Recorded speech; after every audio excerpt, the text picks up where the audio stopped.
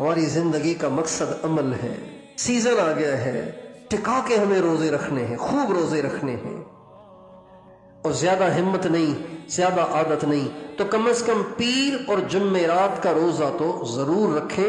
اگر آپ کے کچھ روزے فرض رہتے ہیں تو ان میں بھی فرضوں کی نیت کر لیں۔ فرض کی نیت صبح صادق سے پہلے کرنی ہوتی ہے، نفل کی نیت تو آپ 11:30-12 بجے سے پہلے بھی کر سکتے ہیں۔